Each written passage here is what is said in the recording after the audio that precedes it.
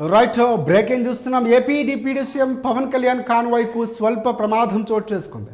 విశాఖపట్నంలోని సిరిపురం నుంచి పెద్దవాల్తేరు వైపు వెళుతూ ఉండగా 3 టౌన్ పోలీస్ స్టేషన్ సమీపంలో కాన్వాయ్ని ఒక వాహనం ఒక్కసారిగా పడినటువంటి బ్రేక్ వేసిన సందర్భంలో దీని వెనక వస్తున్నటువంటి కాన్వాయ్ని చివరి వాహనం దాన్ని బలంగా ఢీకొట్టింది.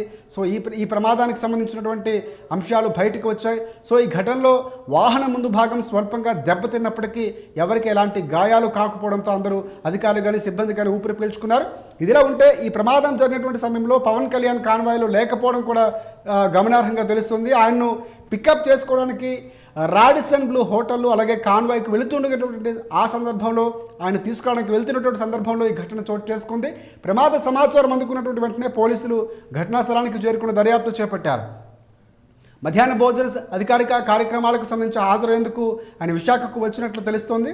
ఇక రాష్ట్రపతి ద్రౌపది ముర్ము విశాఖ పర్యటనలో పాల్గొనేందుకు పవన్ కళ్యాణ్ నిన్న విశాఖకు వచ్చారు. అయితే బస్ చేసినటువంటి ప్రాంతానికి కాన్వాయ్ వెళ్తూ ఉండగా ఈ ప్రమాదం జరిగింది. దీంతో మరొక కాన్వాయ్ను పవన్ కళ్యాణ్కు సిద్ధం చేశారు. ఈ ప్రమాదం జరిగిన తర్వాత రాష్ట్రపతి ద్రౌపది ముర్ము పాల్గొనే ఇంటర్నేషనల్ ఫ్లీట్ ఫెస్టివల్ ఏదైతే ఉందో పవన్ పాల్గొనాల్సి ఉంది. సో దీనికి సంబంధించినటువంటి వెళ్ళే క్రమంలో ఆయన తీసుకొచ్చే క్రమంలో వెళ్తున్నటువంటి సందర్భంలోనే ఇక్కడ ప్రమాదం జరిగింది. వేరే కాన్వాయ్ని ఆయనకు అలర్ట్ చేశారు.